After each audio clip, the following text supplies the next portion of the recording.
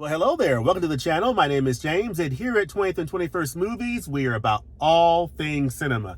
All right, I'm going to come on here and just share with you my thoughts on a recent release from the Criterion Collection. I'm actually here just having dropped off my son at his basketball practice and training, so I'm going to do a little bit of multitasking. I'm going to make the most of this little pocket of time that I have and spend a little bit of that time with you, sharing with you my thoughts on a recent release from the Criterion Collection on Blu-ray. This is a Blu-ray release. I've done a flurry of recent 4K reviews of Criterion titles, and now it's time to do a review of a Blu-ray title from Criterion. This is a title I picked up as part of the flash sale, the 24-hour flash sale on the Criterion.com site back in March.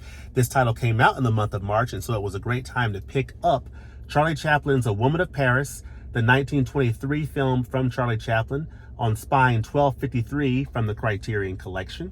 Just a really nice looking cover with this wonderful art of the star Edna Purviance, who starred in this film. This was the Charlie Chaplin film that he directed and wrote, but did not star in. He instead wanted to put Edna Purviance up front in the starring role in this movie, and that was done to sort of help her career. He had worked with Edna Purviance on a number of films before this 1923 film. They had worked on a number of films in the 19-teens. And so this is a movie, I just said 1923. It's 2025. This is a film that's over 100 years old. This is part of the reason why I love collecting physical media and collecting films from the Criterion Collection, is from moments like this, where you get to experience a film like this that's been beautifully restored, with a nice, in this case, new 4K digital restoration. They didn't put it on a 4K disc, but it's a new 4K restoration on a Blu-ray. And I'll get to the picture quality. It's pretty good.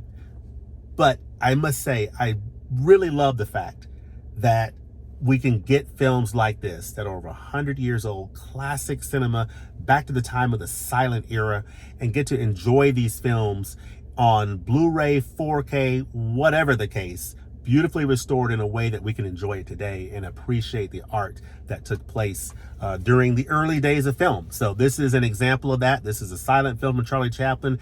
So I'm going to share with you my thoughts on what I think about this movie, what I think about the picture quality on Blu-ray, what I think about the special features, and whether or not this is a title that you should consider adding to your collection.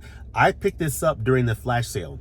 Is this a title that you ought to consider picking up perhaps in the next Barnes & Noble sale? Let's talk about it.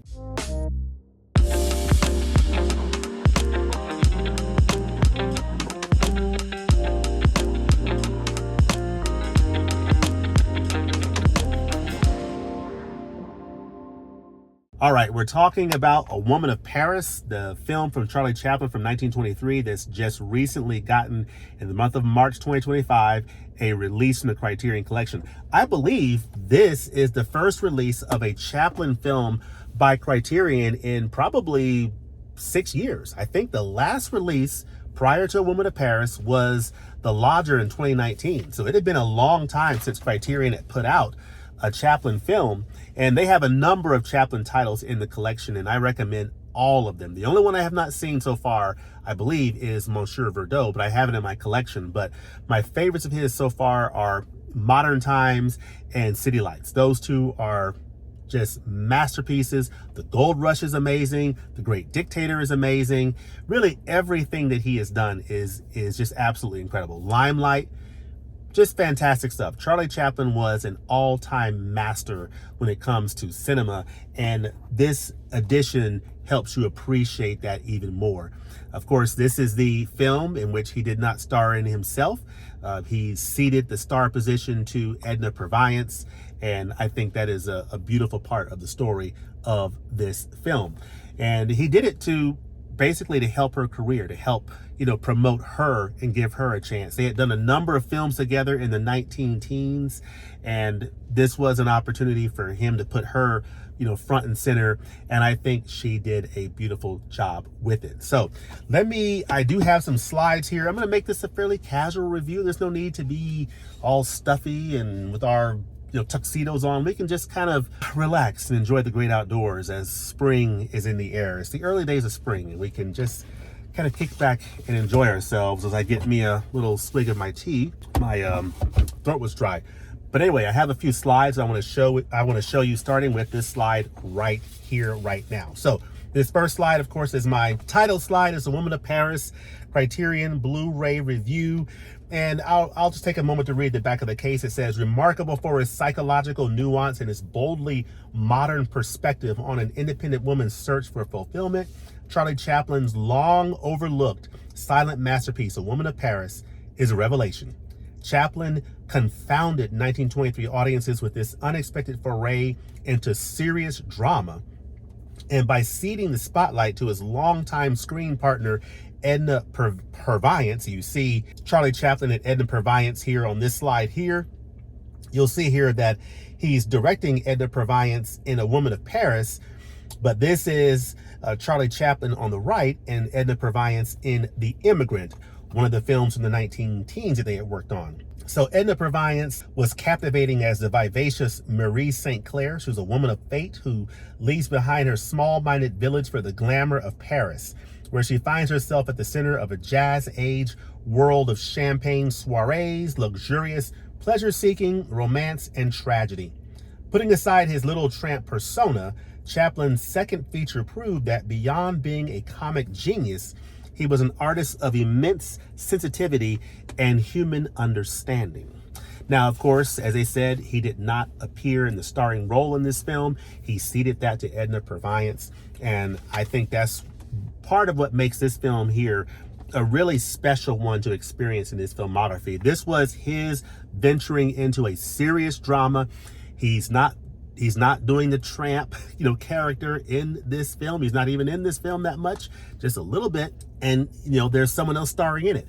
And he did a really nice job presenting a drama tale in this film, A Woman of Paris, that I definitely can appreciate. I'm still processing where I would rank it amongst my favorites of Chaplin, but it's definitely a film that I really enjoyed and definitely love.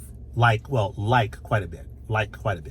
Haven't enjoyed it long enough to say I love it yet, but maybe soon.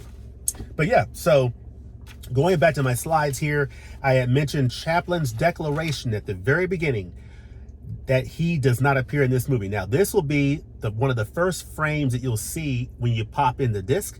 You'll see that it says this is a notice he put out there to the public. In order to avoid any misunderstanding, I wish to announce that I do not appear in this picture. It is the first serious drama written and directed by myself, Charles Chaplin. Now, Mr. Chaplin is not being entirely correct in that statement, although he's mostly correct, but he does actually make a little bit of appearance in the movie, and that is the subject of a community post that I put out recently that I have up here. Community trivia results.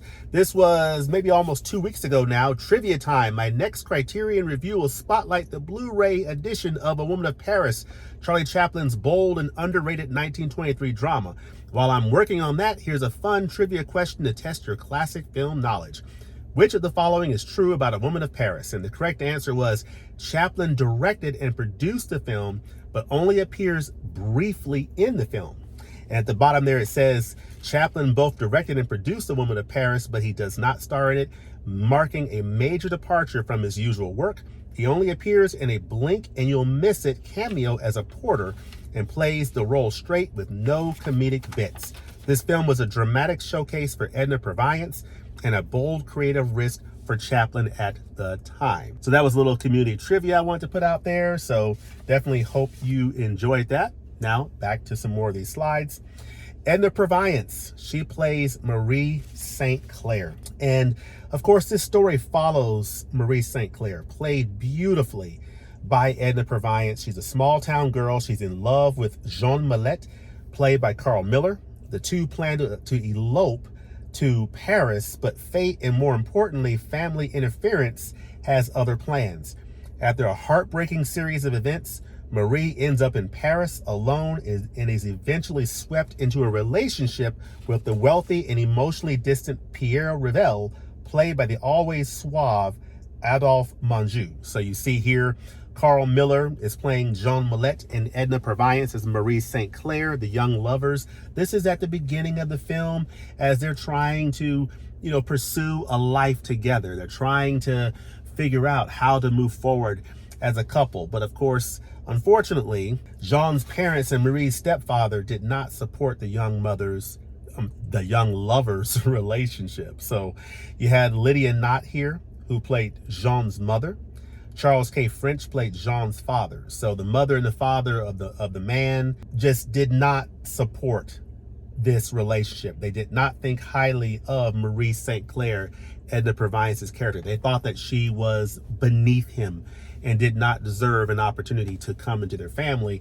And they made that very clear to Jean, and he did not take kindly to that. Clarence Gelder played Marie's stepfather. You see him at the beginning of the film, and he makes things difficult for the young couple as well. He locks them out of the house, and basically the parents are doing this relationship no favors at all. So then a series of events happens that I won't get into, and Marie finds herself in Paris. And so that's where the story continues from there. And that's where you see eventually Carl Miller as Jean Millet and Adolphe Menjou as Pierre Revel. They're two very different suitors for Marie. So of course Marie was being suited by Carl Miller's Jean Millet back in the other town in France until Marie left that to go to Paris, where she comes into contact with the wealthy and very confident Adolphe Menjou's character, Pierre Revel. And he's a very charming, confident character who plays that character very well. And he is not one to be limited to just one relationship. I'll just say that he's engaged with a woman, but then he's also courting Marie St. Clair, played by Edna Purviance. And so that's part of the mess that Edna's character is getting into in this story in her adventures in Paris. You'll see here conflicting romances. She did have a relationship with Jean Millet, but now she's in a relationship with Pierre Revel, and she's conflicted with these relationships. These are two different men, very different characters. One man is a little bit unsure of himself, being to some extent dominated by his parents' interference. And then you have this other man who's highly confident, a man of the town, very wealthy, and has things going for himself and is very charming, but he's not exactly able to fully commit to Marie St. Clair. So conflict, romances, no situation's perfect. What's a woman to do? That's part of the journey and the conflict that this woman, Edna Purviance, is dealing with in this film. So overall, I think Edna Purviance turned in a fantastic performance in this film. It's incredibly moving in what would sadly, I believe, be her final starring role. Carl Miller brings a subtle vulnerability to Jean, that character making him more than just a romantic foil. And then you have Adolphe Menjou's portrayal of Pierre Revel is a study in sophisticated detachment. He's charming, indulgent, and ultimately indifferent. He has Marie St. Clair there. He has, her there as just another plaything in his life, but not really committing to her fully. He represents the glittering but hollow world that seduces Marie in her loneliness. And that's part of the tragedy of fate of this story, is the relationships that she's in, none of which is satisfying. She goes to find a better life in Paris and doesn't really find it there either. Nothing fulfilling in these relationships for Marie St. Clair. A lot of excitement, a lot of hustle and bustle going on in Paris, a lot of things to get into. But when it comes to real meaningful human relationships and human attachment, that is definitely elusive for her in this movie. The supplements do a really nice job of breaking down the film's construction. So there's a supplement on here that talks about parallel storytelling and metonymic and metaphoric value, which is really interesting. How Chaplin's direction is seen here as being understated but sharp. He uses parallel storytelling to contrast Marie's glamorous but unfulfilling life in Paris with Jean's quiet suffering as he pursues an artistic path. And so you have these narrative juxtapositions that add a lot of depth to this story that I can definitely appreciate. And the more I watch this film, will definitely appreciate it even more. Then you have the film is also rich in metonymic and metaphoric imagery. Metonymy, which is where an object or a gesture stands in for an emotion or a larger idea, is everywhere. So you have a handkerchief, a piece of jewelry, a closed door. These all carry symbolic weight. Meanwhile, metamorphic storytelling is seen in the character's transformation. So you have Merritt evolves from an innocent dreamer to jaded sophisticate, while Jean shifts from youthful idealism to emotional withdrawal. Chaplin suggests that love, or the loss of it, can fundamentally alter who we are. So love, or the loss of love, can really change who we are as a person, and that's part of the point that Chaplin is getting at with this story. So a little known fact about this film: although Edna Purviance received strong critical acclaim for her performance, A Woman of Paris was a box office disappointment in the US, and it marked the end of her career as a leading lady, unfortunately. However, the film went on to influence directors like Ernst Lubitsch and Yasuhiro Ozu, Japanese director Yasuhiro Ozu, who admired its subtlety and sophistication. So just a great example of how Charlie Chaplin's films have influenced filmmakers, and he continues to influence filmmakers from around the world. And this is a great example of that. Great example of that. You'll see here that this is an article from the Record Los Angeles from 1923 of September, talking about the film. Expect the unexpected in Chaplin's film. I love seeing these news clippings from way back when these films came out, whether it's a 1970s film like Night Moves or a 1923 film like A Woman of Paris, seeing what they were saying in the papers at that time. So yeah, great stuff there. And then some more press from October, November 1923. This is really interesting because this article talks about, Chaplin basically, you see the title there, Chaplin Ready to Abide by the Public's Ruling. And basically Chaplin is saying in this article that, hey, I'm reaching out for your feedback. I'm doing this drama for the first time.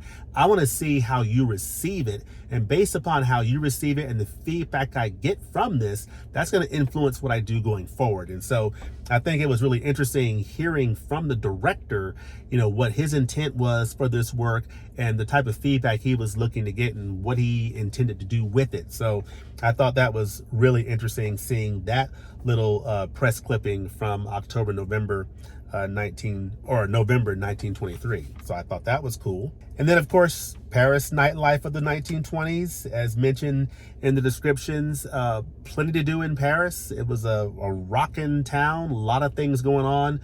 But in terms of real human connection, that was definitely not to be found for Marie St. Clair in this very tragic story.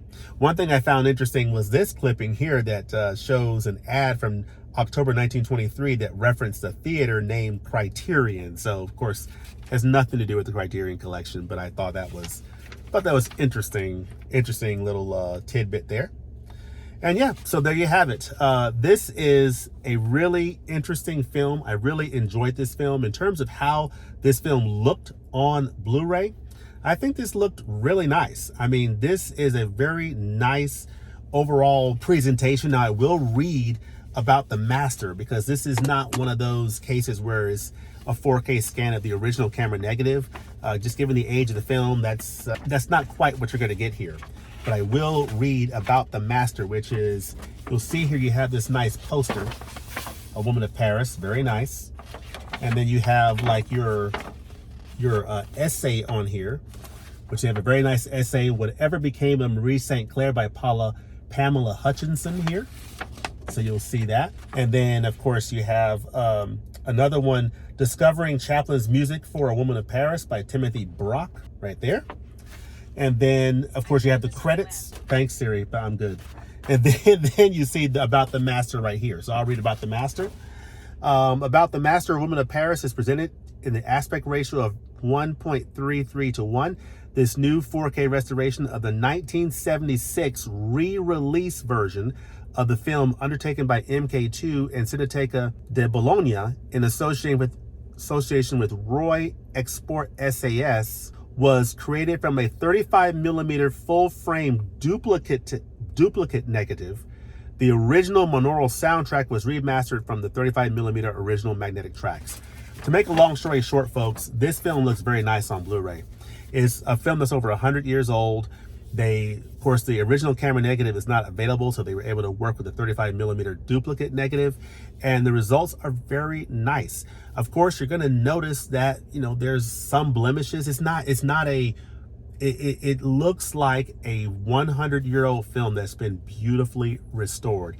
I think they took the best available elements and they made this picture quality look very, very nice. And I think anyone who's a fan of black and white films should be very ecstatic to see how good this film looks on Blu-ray. I mean, there are some shots that are just considering the age of the film, it's just incredible to see. I mean, it's awesome. You're not going to mistake this for a much newer film. You're not going to look at this and mistake it for a black and white film from the 50s or anything like. I mean, this is a old movie, and just given the restoration work that they put into this, I think the picture quality looks absolutely wonderful. And of course, this is a silent film, but you get a beautiful score. You actually get your choice of scores on this, and I think it's absolutely beautiful. So you have the score composed by director Charlie Chaplin, and then there's an alternate score from 2005 created by conductor Timothy Brock. I prefer the original Chaplin score, but the other score is also fine as well. And I appreciate the fact that you do have your choice of scores, and I love these releases that give you that choice. Like The Passion of Joan of Arc was one. I think The Lodger gave you a choice of scores, so I do like that. But in this case, I think the original Chaplin score, fantastic. Or the one from 1976 re-release that Chaplin did, fantastic, highly recommended. But I thought it was fantastic. The features on here are really good. You have the new video essay by Chaplin biographer Jeffrey Vance. You have Chaplin, The Day a Woman of Paris, featuring interviews with actor Liv Ullmann and filmmaker Michael Powell. You have an archive commentary about A Woman of Paris, which is a documentary by Arnold Lozano, managing director of Roy Export SAS. So a number of wonderful special features on here that tell you a lot about this film, a lot about Charlie Chaplin, and it was an absolute pleasure to go through these special features. So I can definitely recommend this title overall. If you are a fan of silent films, definitely consider picking up A Woman of Paris. If you're a fan of Charlie Chaplin's films, if you're a fan of films of this era, of this vintage, this is one to definitely consider adding to your library. Now, if you are not a silent film fan, I'm wondering why you're watching this review, but thanks anyway, and definitely please click the like button if you had a chance to watch it and if you enjoyed it. But this is a really good movie. If you're a fan of vintage classic films, silent films, this is one I can definitely recommend upon a next sale. So there you have it. Those are my thoughts of this release from the Criterion Collection. You see here the disc looks nice. I'll go ahead and pop it out and show you the inside of this case real quickly so you can see it. But this is a definite recommend, folks. You'll see here some of the inner artwork there on the inside here. Very nice. And of course I showed you the back, but just beautiful. A beautiful release from the Criterion Collection. This release is not, from a supplement standpoint, as packed as a number of other Chaplin releases in the collection. A lot of the Chaplin releases are pretty loaded. This is not what I would call a loaded edition, but it is a very satisfying edition overall, considering what you get in it. And I believe the restoration work is phenomenal. They did a really nice job of cleaning this film up and making it look really nice on Blu-ray, and I can definitely recommend it on that front. The film itself is really good, beautifully scored, wonderful performance by Edna Purviance, and just a great work from Charlie Chaplin. And you learn more about him as a filmmaker, just going through the supplements and just seeing the story of how he went down the direction of doing this film, and just seeing a little bit of the behind the scenes of him directing in some of the supplements, and just his storytelling style. This is a beautiful release from Criterion that I can highly, highly recommend. But let me know in the comments section below, what do you think of Charlie Chaplin's films? Did you enjoy this review? I know I'm in the great outdoors here and not in my normal setup, so it's a little bit more casual. But you know, hopefully you don't mind that. But let me know in the comment section below what you think about this review. Definitely consider giving a like. If you like this kind of content, if you like Criterion Collection reviews, definitely consider subscribing to this channel and, you know, clicking that bell so you can be notified of new content when it comes out. I would definitely appreciate that. But hope you have a great day, and we'll look to see you next time at the movies. Drop a comment in the comment section and let me know what you think. God bless, and we'll talk to you soon. Peace.